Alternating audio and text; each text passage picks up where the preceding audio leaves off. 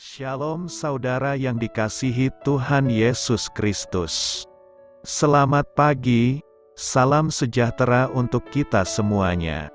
Selamat datang kembali di Renungan Rohani pagi hari ini. Semoga saudara yang terkasih dalam keadaan sehat selalu, kiranya damai dan sukacita Roh Kudus melimpah di dalam hati dan pikiran saudara saat ini. Sebelum kita mulai renungan pagi ini, marilah kita bersama-sama berdoa. Tuhan Yesus, terima kasih sudah membangunkanku pagi hari ini. Terima kasih atas penyertaan dan perlindungan Tuhan. Semua karena karunia Tuhan aku dapat bangun dengan pagi hari ini. Aku menyerahkan seluruh aktivitasku hari ini ke dalam kuasa tangan Tuhan. Jauhkanku dari yang jahat, ya Tuhan. Tuhan Yesus, tolong lindungi dan berkati aktivitasku hari ini. Tolong berkati juga keluarga dan teman-temanku, Bapa Surgawi, oleh karya Roh Kudus. Tolonglah aku untuk menjauhi segala sesuatu yang melukai hati-Mu. Ampunilah segala dosa kami, ya Tuhan. Dalam nama Tuhan Yesus, aku sudah berdoa. Amin.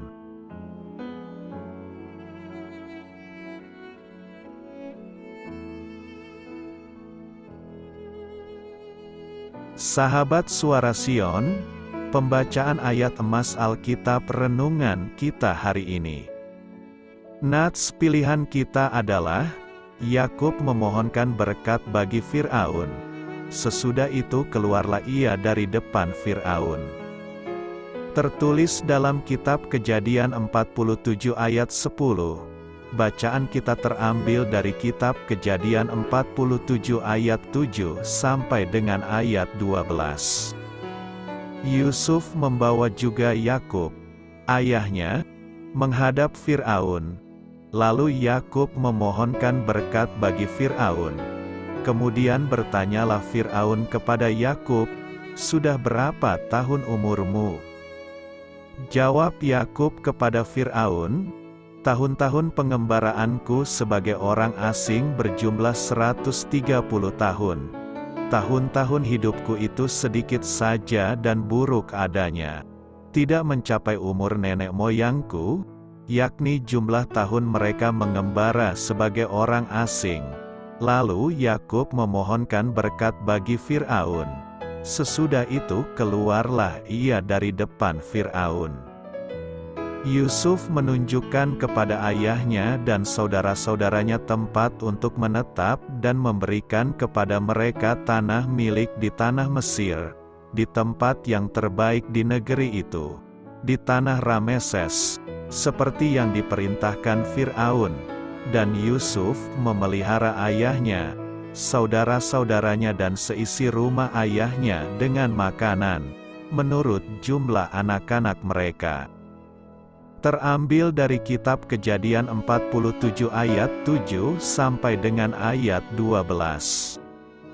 Inti dari ayat emas renungan kita adalah, contoh kecil sekalipun dapat memberi pengaruh besar bagi Kristus.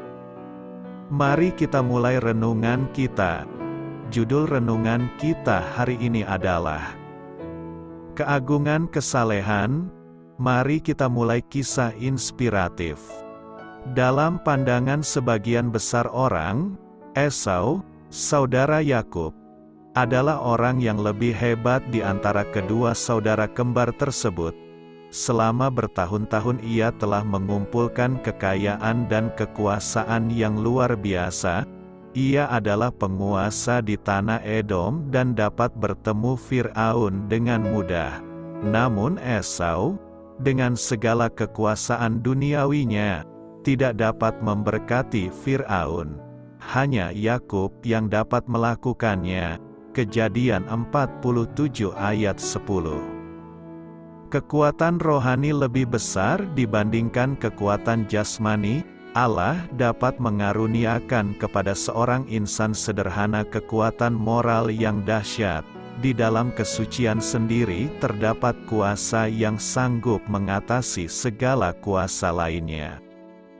Kata Yunani untuk kuasa atau otoritas, exousia, berawalan ex, yang berarti keluar dari, atau dari. Hal ini menyatakan bahwa kemampuan untuk memengaruhi orang lain keluar dari dalam diri kita. Kemampuan itu berakar dalam siapa diri kita. Apakah Anda ingin menjadi pribadi yang agung? Tanya Agustinus. Jika ya, mulailah menjadi pribadi yang agung. Keagungan berasal dari kesucian, tidak lebih. Saya mempunyai teman yang dapat memasuki ruang-ruang penting di Washington, D.C., dan bertemu dengan orang-orang yang paling berkuasa di dunia. Ia hanya berbicara sepatah dua patah kata, kemudian pergi. Tetapi ia meninggalkan pengaruh Kristus yang berkesan dan mendalam di hati mereka. Ia mempunyai aura agung yang meliputi semua orang yang hidupnya mencerminkan sifat Yesus. Inilah keagungan dari kesalehan. Amin. Marilah kita renungkan di dalam hati kita. Doa saya menyertai saudara sekalian. Saya memberkati Anda agar sewaktu Anda mencarinya dari Dia, Bapa Surgawi Anda akan memberikan bagi Anda roti harian Anda. Dalam nama Yesus Kristus, Tuhan yang berkuasa atas alam semesta dan menuntun kita kepada iman yang menyelamatkan, Tuhan Yesus menyertai senantiasa. Tuhan memberkati. Amin.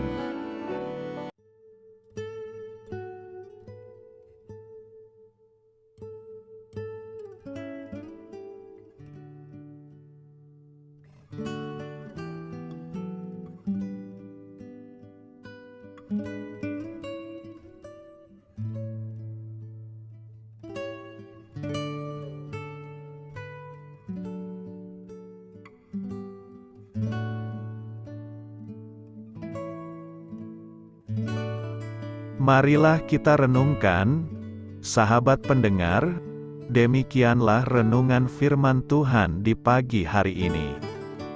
Semoga menjadi berkat di dalam hidup kita, dan sebelum kita memulai segala aktivitas kita pagi hari ini, marilah kita berdoa. Selamat pagi Bapa, malam hari telah berganti pagi, kehidupan baru telah Engkau berikan kembali bagi kami. Bapa Surgawi, tolonglah aku menyadari kebutuhan orang lain, supaya aku dapat membagikan apa yang telah Engkau berikan kepadaku.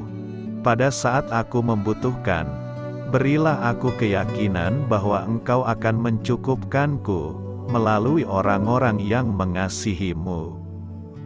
Bukan karena kami pantas atau layak, namun karena kasih karunia-Mu, kami boleh ada, sebagaimana kami ada di pagi hari ini.